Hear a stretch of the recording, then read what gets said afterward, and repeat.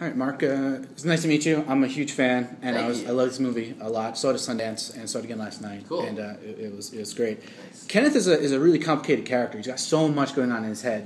So many emotions, so many different things. How did you keep that all in your head while driving the performance? Well, Kenneth is probably the most different character from myself that I've ever played. And it was really a fascinating challenge for me because he's a mystery. I think part of the lore of this film is figuring out whether he's crazy or whether he might actually know what he's doing. But I think the way that I was able to kind of keep it cohesive was just to remember that the key element to Kenneth for me is that he's a believer. There's not a cynical bone in his body, and there's no sarcasm, and he's got a childlike wonder to him. And as long as I kept things rooted there, those were going to be the things that would, that would dovetail with his belief in time travel, and most importantly, that would draw a character like Darius into him. Because she comes from a very cynical place, and when she's confronted with this kind of purity, she, doesn't know what to do with it, and ultimately ends up being drawn in. Plus, I'm sure the mullet and the jeans jacket kind of help, right? Listen, man, anytime you want to put me in a mullet and a jean jacket and like a 1979 Datsun, that doesn't work very well, by the way. I'm game. Totally. Now, Colin and Derek came to you with this as an actor first, right? They came to me as a producer first. Okay. Actually, yeah. Aubrey and Jake were attached, and at the time, Parks and Rec was barely on its feet, and the new girl did not exist. And they said, we love these guys creatively, but it's hard to get the money to make this movie.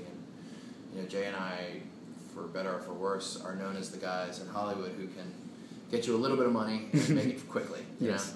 So nobody made a good paycheck on this, but we threw together a good cast and crew of people and absconded to Seattle for 4 weeks and just got it done. So, to what extent did you have to take off your producer's hat while on set, or to act, or did you just sort of stick with the character? Well, I'm an exec producer on the movie, and I think that the distinction there for me is that I help set the movie up, help get the money, help bring the cast together, using me and Jay's relationships and experience to get that stuff on its feet. Then my producing partner, Stephanie Langhoff, is the main producer of the film. And so when it comes to shooting, I step away completely from that, and she comes on and runs the whole ship, and she becomes the mom of the movie. And then I, kind of slip into just more of the creative role. Sure. And now, like I said, I saw it for a second time last night. Okay. And I don't want to spoil anything, obviously. Yeah. But on a second viewing, it seemed like there might have been a hint or two as to what the ending means. Was I reading into that, or is there something more to the movie? Was the script sort of, created for repeat viewings? Well, I will say this about the film. Any time travel film you watch is interesting to watch a second time to see where the holes are. This film is very interesting. I think it holds up very well. And what is interesting is that while Safety Not Guaranteed is a time travel movie, it's not just about the DeLorean time machine, the 1.21 gigawatts. There's a lot more focus on the relationships that are going on. And in many ways, the heart of the film is about these damaged characters who feel like they need to time travel to resolve their lives. I'm very excited to see people watch this movie a second time because we actually shot 3 different endings for the film, and we didn't decide until we got into the editing room which one would be right. And the one we picked is the one I'm most proud of and happy with. But the movie could have gone a lot of different ways. Now, again, you mean the climax or the final button? The climax. Okay. Yeah, like I said, don't want to see it, and it's really, really good. Now, you talked about, the movie is really more about the character. Was there, a rehearsal process? Because, you and Aubrey have this, over the course of the movie, really developed this relationship. Did you guys do that beforehand, or did it happen on set? There was no rehearsal. I met Aubrey 2 days before we started shooting in Seattle, but we did a table read.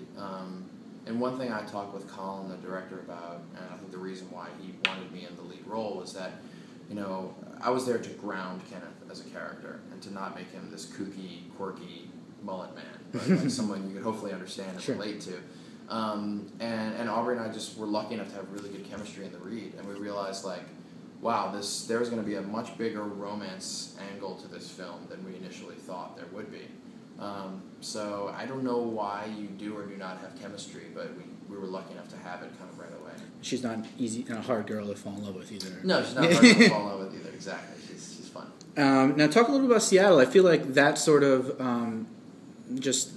opens the movie up so much, shooting on location and these woods and these beautiful vistas. Yeah, I mean, we initially talked about shooting the film in North Carolina because that's where it was written. But I've made like 5 movies in Seattle, and I know Washington State really well, but I also know the crew base there really well, and they're just awesome, and they're lean, mean, and efficient, and great people, and they're used to working on these budget levels. And you know, it happened to have all the things we needed, which were a cosmopolitan city, beautiful wooded area, and great beach towns. You know, all within not too far from each other. So you know, for us, when you're making a low budget movie, you know, to have locations that are just intrinsically beautiful and interesting, it helps you get by. And then having the film sort of a world premiere at Sundance, which is sort of a place that you've been there almost like every single year with something.